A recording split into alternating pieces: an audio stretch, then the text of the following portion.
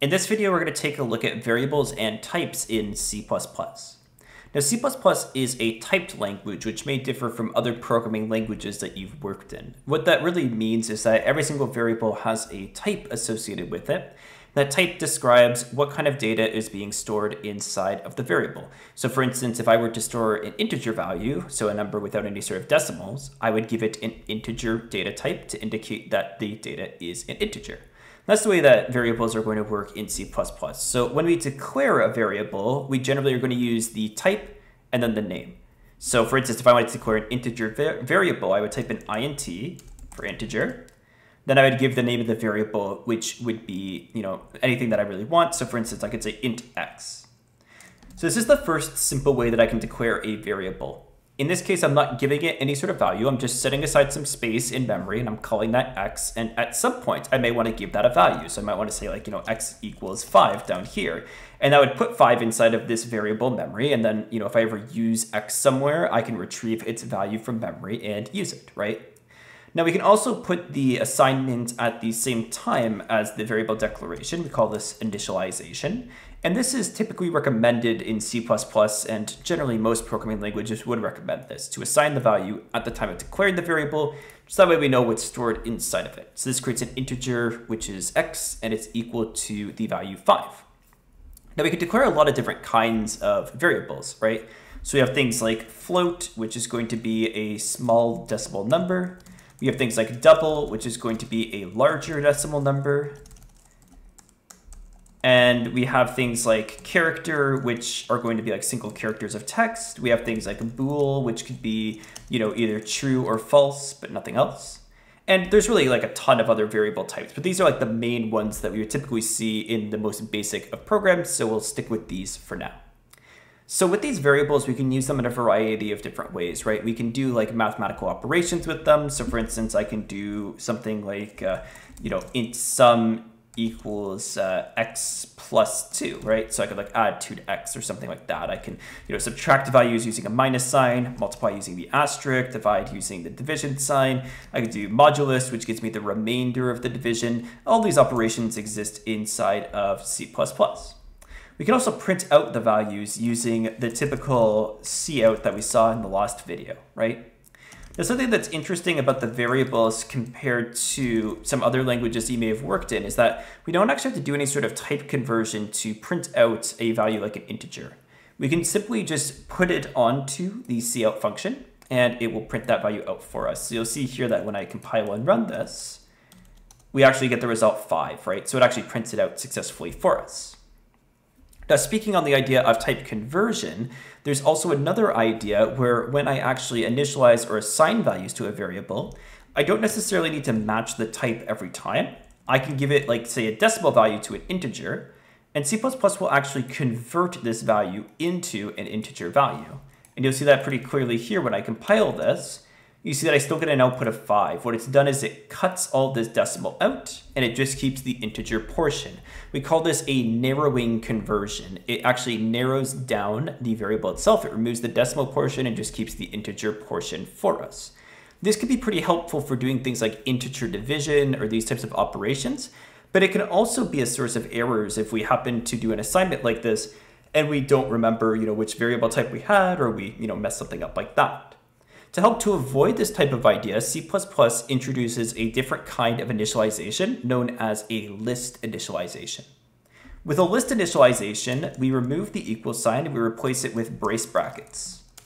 When we do something like this, what it does is it assigns the value 5 to x. Same sort of idea as what we had before, right? See that that works the way that we would expect it. However, what it prevents is us putting a decimal value inside of these brace brackets. So we can actually put in, a decimal value, and when we do this, it will actually give us an error when it tries to convert. Do you see here that it says narrowing conversion from double to int? This error is indicating to us that it attempted to convert the value from a double into an integer, and it isn't going to allow us to do that. So this list initialization actually prevents those narrowing conversions from occurring. So you can use these in order to avoid errors of type conversions that are unexpected if you want to be able to do that. These types of narrowing conversions happen in a variety of different places, but the most common is going to be from like floating points to integers, this type of idea. So that's one interesting portion of C++ variables and types. Now we can talk about a few other interesting ideas related to C++ variables and types. The next idea that I think is interesting is the auto type. So there's a special type in C++ called auto. And what auto will do is it will actually infer the type of the variable based on the initialization. So these variables always have to be initialized, and rather than giving it an actual type, we can simply just put a value here, and C++ will figure out the type from the value. So you'll see here that when I do this, it will get us the right type. It will print out 3.5 as a result. And what's interesting is that we can kind of determine what type it may have picked based on the result of what's called the size of function. The size of function would tell us the size of the variable, so how much space it takes up in memory.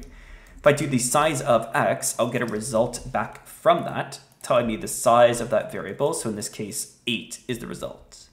Now 8 is associated with a double in terms of decimal values. So what happened was it converted this into a double type, which is going to be a large decimal value. So it takes up 8 bytes of space. Now this is interesting because it could have converted this into a float, which is only 4 bytes of size. However, with auto, it tends to pick the type that is most accommodating, right? So if there's a choice between a smaller and larger type, it typically picks the larger type, which is okay if we have a lot of memory. But if we are working with limited memory on something, say like an Internet of Things device or an embedded system, then this is not really as ideal of a behavior. So generally, when we do this sort of thing, we would say that auto is going to be used only in cases where we absolutely don't know the type of the variable until we get the value back. If we know the type of the variable, we probably should declare the type of the variable. So it's not overly recommended, but in some cases it may be useful to do.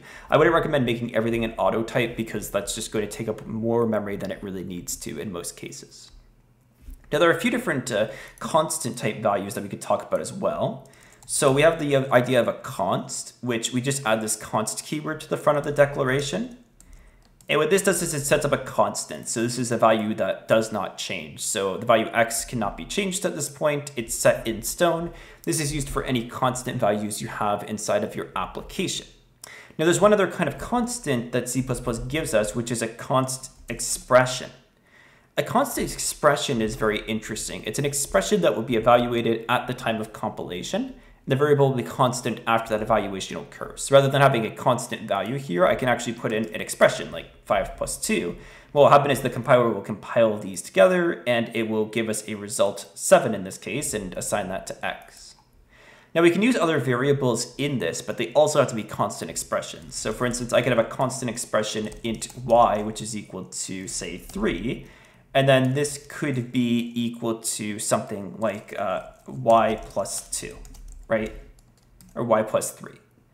So this will be able to evaluate these values, and because this is a constant expression, this will work. However, if it wasn't a constant expression, it would give us an error. So that's just something to keep in mind. So when I send this back to x, we'll see that when we compile this, it should actually be able to figure out the value for us. And it looks like I just forgot a semicolon here, so just put that back in. So when I put this together, you'll see the result here is 6 because it evaluates out this expression here and stores it inside of x for when we print it out. So this gives you a high-level overview of the different ideas of variables and types in C++. So just a very basic introduction to those ideas and some of the unique things that do occur inside of C++. So thanks so much for watching, and I'll see you in the next video.